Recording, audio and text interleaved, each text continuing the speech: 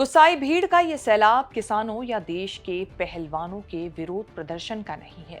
उड़ीसा के बालासोर में ये वो भीड़ है जो अपनी बेटी के लिए इंसाफ की गुहार लगा रही है। 20 साल की वो बेटी जिसने अपनी जान देने से पहले कई बार अपने साथ हो रहे अन्याय के खिलाफ शिकायत की, कॉलेज के प्रिंसिपल से लेकर सांसद तक अपनी बात पहुंचाई, लेकिन किसी के कानों पर जूं नहीं रहेगी। फिर आया 11 जुलाई का वो मनहूस दिन जब उड़ीसा के बालासोर की ये बेटी हार गई, खुद को आग के हवाले कर दिया। अस्पताल में तड़पते हुए बेटी ने दम तोड़ दिया, खूब लड़ने और शिकायतें करने के बाद जिसकी हिम्मत ने जवाब दे दिया। उस पिता का सपना भी इस तरह टूट गया जो अपनी बेटी को पढ़ा लिखा कर बड़ा इंसान बनाना चाहता था। अब इसी बेटी को न्याय दिलाने की मांग देश भर में हो रही है। बेबस पिता चीख चीख कर गवाही दे रहा है कि बेटी को मरने के लिए मजबूर किया गया, ये हत्या नहीं तो और क्या है। ये मामला इतना बड़ा कि राष्ट्रपति तक बात पहुंची। कांग्रेस नेता राहुल गांधी भी इस बेटी को न्याय दिलाने की मांग कर रहे हैं। आखिर क्या हुआ था उस बेटी के साथ जो उसके सपने तार तार करके टूट गए? क्यों कॉलेज के प्रिंसिपल को 3-3 बार लिखी चिट्ठियों के बाद भी कोई एक्शन नहीं लिया गया?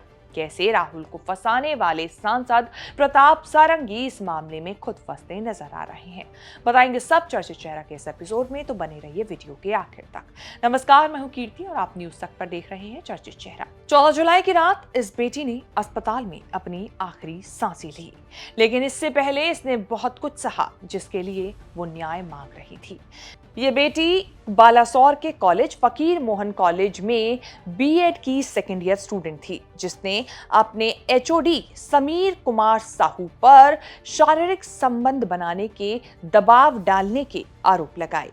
छात्रा ने दावा किया था कि ऐसा नहीं करने पर एचओडी ने धमकी दी थी कि वो उसे एग्जाम में फेल कर देगा। इसकी शिकायत छात्रा ने 1 नहीं 2 नहीं बल्कि 3 बार कॉलेज के प्रिंसिपल से लेटर लिख कर की थी। सांसद प्रताप सारंगी तक भी बात पहुंचाई, लेकिन कहीं सुनवाई नहीं हुई। इधर कॉलेज की इंटरनल कमेटी ने एचओडी समीर कुमार साहू को क्लीन चिट दे दी।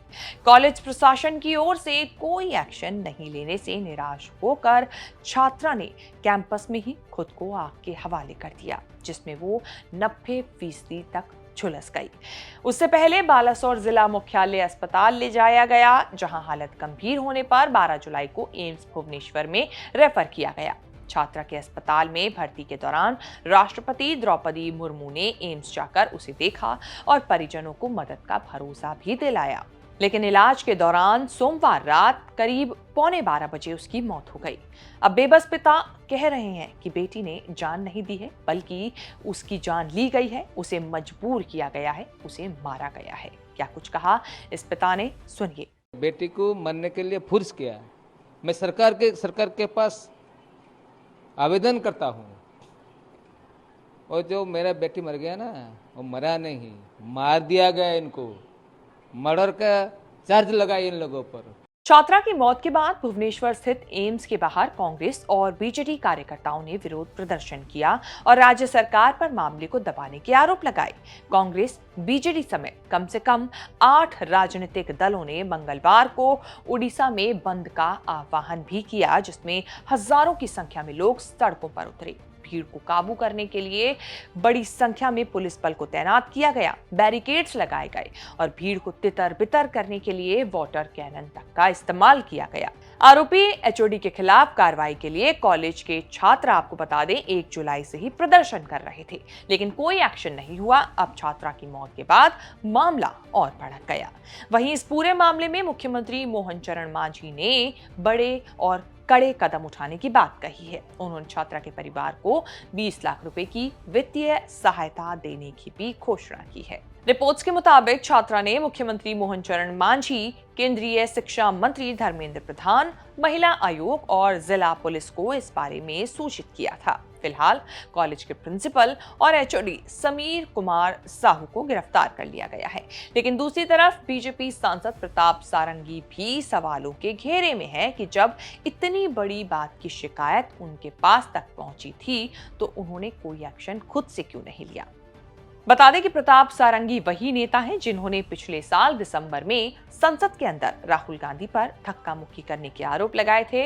इस पूरी घटना के बाद वो माथे पर पट्टी बांधे नजर आए थे और फिर कुछ देर बाद वो अस्पताल के आईसीयू तक पहुंच गए थे, जहां कांग्रेस ने उन पर आरोप लगाया कि उनकी पट्टी हर घंटे बढ़ती जा रही है और वो मम्मी बनते जा रहे हैं। आपको बता दें, प्रताप सारंगी जो बालासोर के सांसद हैं, उन्होंने इस पूरे मामले को लेकर अपनी सफाई पेश करते हुए ये दलील दी कि उन्होंने शिकायत मिलने के बाद फकीर मोहन कॉलेज के प्रिंसिपल से बात की थी, लेकिन उन्होंने कोई उचित कार्रवाई इस मामले पर नहीं की। तो वहीं लोकसभा में विपक्ष के नेता राहुल गांधी ने सोशल मीडिया प्लेटफॉर्म एक्स पर पोस्ट कर कहा कि ये भारतीय जनता पार्टी के सिस्टम द्वारा की गई हत्या है।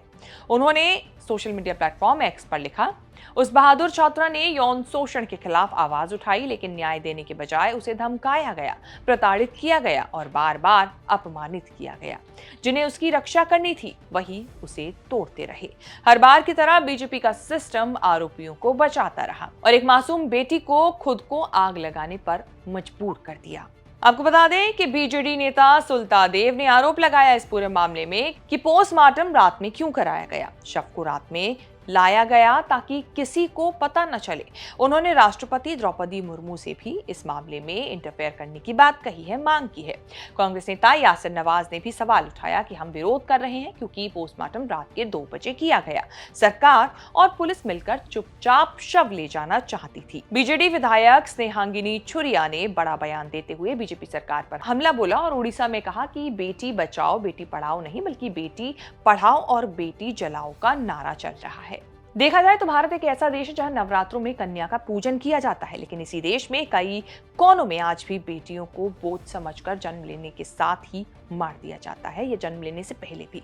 लेकिन माँ बाप जो अपनी बेटी को बचा पाते हैं, जिन्हें बोझ नहीं समझते हैं, पढ़ा लिखा कर उनको जीना सिखाते हैं, समाज में उठना बैठना सिखाते हैं, वही माँ बाप कई बार इतने लाचार हो जाते हैं कि अपनी बेटी के न्याय और हक की लड़ाई लड़ने के लिए इतने मजबूर हो जाते हैं कि कई बार वो चाहकर भी कुछ नहीं कर पाते। उड़ीसा की इस छात्रा के पिता की हालत भी फिलहाल कुछ ऐसी ही है, जो चाहकर भी अपनी बेटी को न्याय नहीं दिला पा रहे हैं। चर्चित चेहरा में इस रिपोर्ट में इतना ही। इस रिपोर्ट को लेकर आपकी क्या राय है और आप क्या चाहते हैं कि बालासोर में इस छात्रा के जो आरोपी हैं उनको किस तरह की सजा मिलनी चाहिए?